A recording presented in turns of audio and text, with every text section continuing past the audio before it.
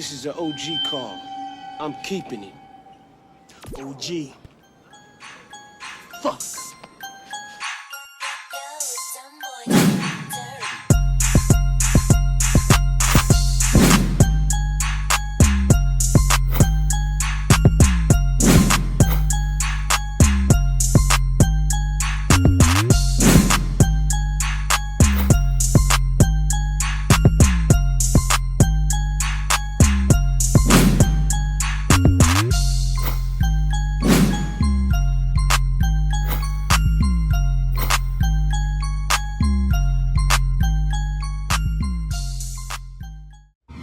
Episode of Grape Street TV, we gonna start this one off with saying R.I.P. to my mama, straight up. Most all the true stories and the facts about the culture is most likely gonna come from my channel. But today's episode of Grape Street TV, we gonna focus on, growing up in the culture and having the Mexican moms that's involved in the gang culture. So if you ain't hit that like or that subscribe button yet, then that's what you need to be doing. But if not, y'all already know the deal with me, man. I'ma bust y'all across y'all head with some knowledge every time, man. Straight up. And make sure y'all hit that bell for all notifications. So when I drop these reactions right here, they pop up on your timeline like the chicken pox. Boop, boop, boop, boop, boop, boop, boop, boop. Yeah, y'all already know the deal with me, man. Listen. Tap in. We gonna start this one off around like 1987. I think I was about like 5 in the 2nd grade. I used to wake up in the morning to the smell of breakfast.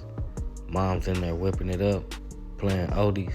Look to the left, Pop's in there, ironing them pants with heavy starch. You know what I mean? Starch them so hard, they could stand up in the corner.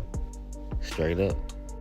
I quickly adapted to the atmosphere that was around me, so, my moms and my pops was involved in the gang culture.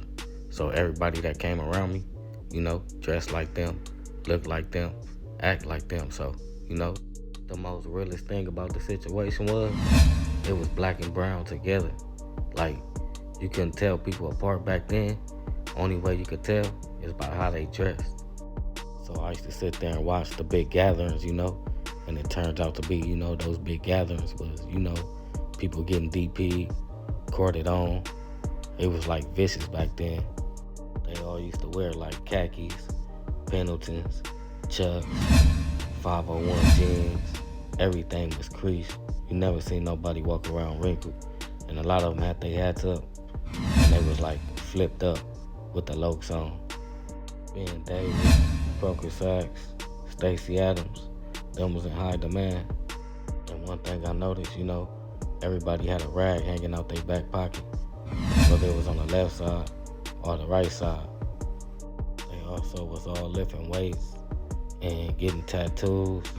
Like back then, it was all like one big family, the black and brown used to chill on the block. Somebody would cook.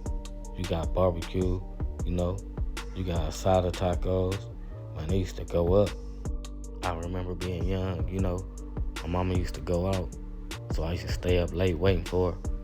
I used to hear when she come back, it'd be a loud commotion outside, and 9 times out of 10, some enemies rolled up, and they was outside from the fight. We used to all run outside with sticks and bats, sometimes knives. My mama used to get mad, but we used to all laugh about it, later on that night. When I was young, sometimes I used to fake sick just so I could stay home, so I could go next door where my neighbors had moved out. And, that had turned into like a hangout. So it was like ditch parties. I was watching females get courted on. I was watching dudes get courted on. I seen it all. People spitting up blood in the toilet, in the bathroom.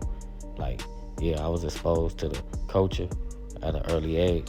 I think I was like 8 years old when I first seen a dead body. He had a hole right between his eyes.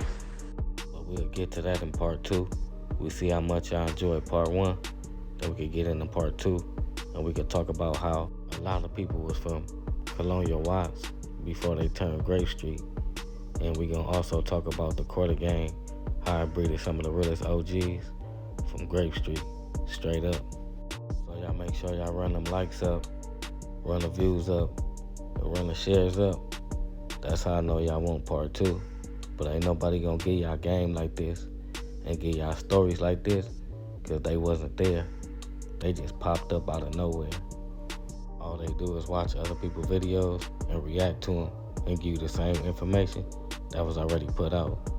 My shit, original, straight up. So make sure y'all hit that like and that subscribe button. And make sure y'all be safe out there. Stay solid, stay dangerous, stay safe, take care of them loved ones, and watch your motherfucking surroundings, straight up. The gang culture is trash, ain't nothing in it. And a lot of these fake OGs, they trash too, because they putting poison into the community, still running around the internet, acting like little boys, and that's facts.